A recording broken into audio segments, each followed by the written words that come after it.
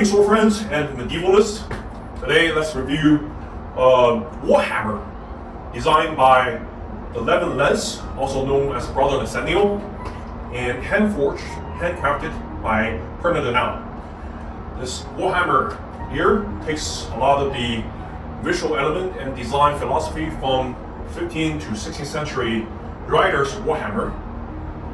As you can see here, features wooden haft throughout, very thick, has a risen pattern on the wood, very Gothic looking. And here it has a handle with a leather wrapping, and the rondel, almost like a tsuba, found on some Japanese swords, as a handguard, but it doesn't feature the protruding disc at the end of the grip. I would say that's an interesting modification of a classic design of Warhammers. And the most interesting part of this design is, of course, the Warhammer head. As you can see here, the hammer end of this weapon is a flower bud, and that's seen before on one of the fantasy falchions designed by brother Nathaniel and made by Purna Darnal as the pommel. I like this design very much, and it's good to see that they reuse this design to hand carve another reincarnation of this tulip or rose bud as the hammer's head.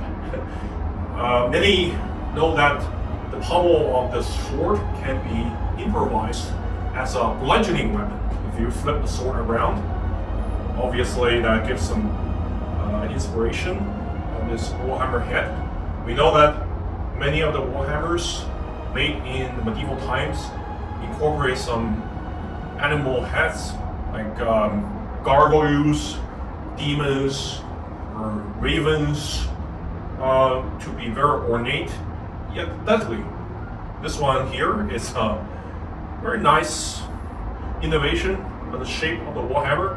It definitely works, having a geometry that can bite onto the target, doesn't just glance off.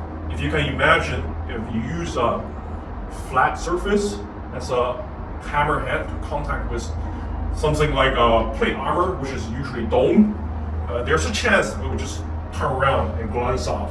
So having some geometries will anchor the hammerhead onto the plate. So that's a good design. The other end of this hammerhead is a very pointy spike. Has some curvature to it.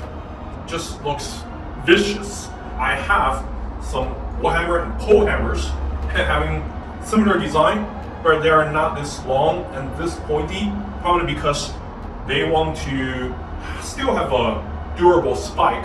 If you punch this into a plate harness or something hard like a shield, or maybe let's say a horse, it wouldn't damage the spike. Having something this pointy indeed increase the chance of breaking. And if you inspect this carefully, you see the geometry of this spike is not really diamond. It's not four-faceted.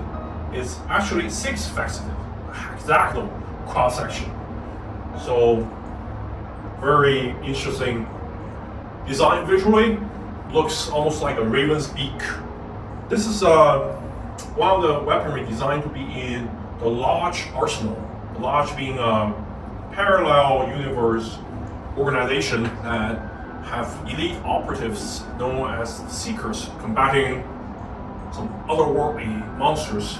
So they mostly combat creatures, sometimes very large ones, rather than human-sized opponents. So I'll say having a very pointy spike end may indeed help, as this will probably be used often to punch into the thick hide of a creature rather than plate armor.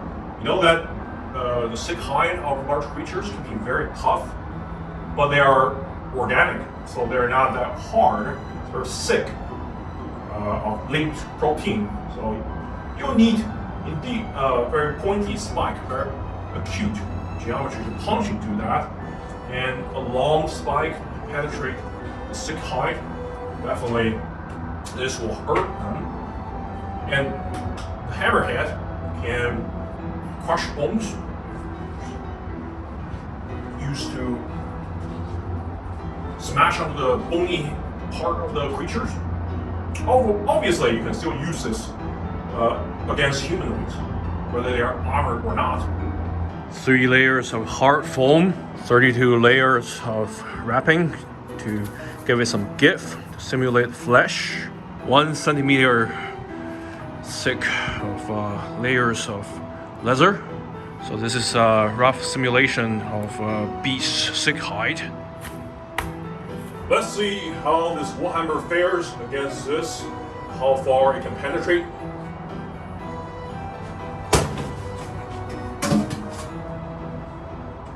Okay, as you can see here, it appears about 1 inch beyond the leather. They have a pretty sizable hole in the leather. Let's try it again.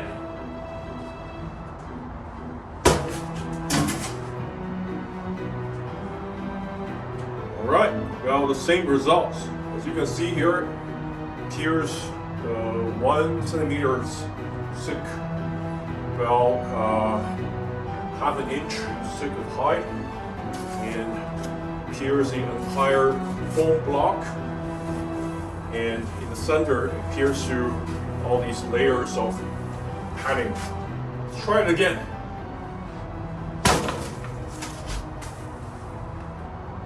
Okay, about the same penetration. How thick is the padding and the leather? Let's measure it with a caliper. So if I compress it, it's about 32 millimeters, well beyond 1 inch thick. And the punch through that and generate a hole. You can see 1 strike on the other side even has a hole exiting the block. Let's see what this Warhammer can do to this cider can. Not a particularly hard strike. As you can see, I'll compress this can. Kind of obliterated. Not only compress this can, dented the foam block here. This foam is very bouncy. I wonder what it can do with all this padding. Okay, about same penetration. Create a crater on the foam block. So there's a lot of impact. This is not the same as dagger penetration. They just pierce through, primarily, not a lot of energy behind it. And you can see the comparison, the Warhammer penetration versus the dagger. The dagger is just a slit. It has some width. The Warhammer produced these diamond, rather hexagonal penetration holes. On the other hand, look at that. More substantial. It's more energy punching into the leather. I want to see how far it can go without any padding and protection. Okay, as you can see, pretty much balls deep. Penetrated all the way through. All 3 layers of hard foam. This is more resistant than animal flesh. Get stuck in that. Look at the hole. And you can look at the penetration hole here. It's just strictly hexagonal in cross section, matching the Warhammer's spike. So even though the penetration depths are comparable, the Warhammer, if it meets the bone, will crush it or break it and keep going. Whereas the dagger will partially stab into the bone and stop there. And this type of Warhammer was usually used by riders in the 15th and 16th century. As they ride by, they'll deliver a very deadly percussive strike onto the combatant. Usually armored, as you can imagine. You can see the center of the hammerhead has some bulk, some mass to it to increase the energy generated, and it has some decorative fireworks in the center of this block. Very nice looking. is pinned through with a brass pin to secure this to the wooden haft, and you can see it is file flush with pin. So it's very well executed, but also visually interesting. Each side of the head, the spike and the hammer end, has a brass inlay, elegant, yet increase some aesthetic intrigues on the entire design. I would say it's like striking a perfect balance between being ornate and being utilitarian and practical. The brass head guard is quite thick, about 3mm thick, provides some ample protections in each direction. Usually this will be used by a fully armored knight with gauntlet or plate mitten, but still having some extra protection works. And they also stop your hand there. Interesting design element is that the Levin Lance, in his design, removed the rondel usually found on the end of the grip. So you can extend your hand further, but there's less retention. Depends on your preference. Personally, I usually extend the weapon a little bit more to add a little bit extra tip speed, extra kinetic energy into the blow. But whether this will generate some problems or retention, there's still a little bit of retention because the grip is not cylindrical. One thing that Warhammer differs from a mace is that you still have to worry about the head alignment, much like a blade, edge weapon. If you smash this way into something, the surface of something, you can just turn and it doesn't have the desired effect. It doesn't transfer all the energy into it. So it's a spike hand. Can you imagine if the tip is not perfectly aligned, it might just glance off. So having an oval cross section works. The end bit is a circular round shape. So there's a little bit of protrusion on the side, increase a little bit of retention. However, if you're wearing plated gauntlet, which has a leather glove on the inside, I'm not so sure this will be enough. If you ride by someone or something and strike hard into it, would this impact knock the Warhammer out of your hand? I have to test this to be sure. Overall, the entire hammer is 2.5 pounds, so that's not really heavy for Warhammer of this period.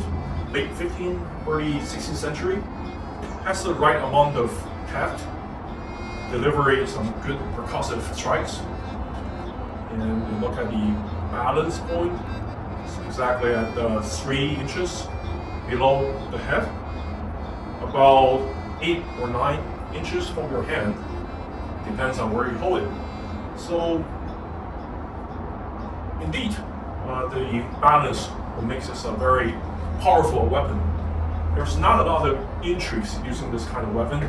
You're either using this from the horseback, or you're pairing this with maybe a shield or buckler. Not great defensively. Obviously, you can use Warhammer to hook either end to have some tactical usage.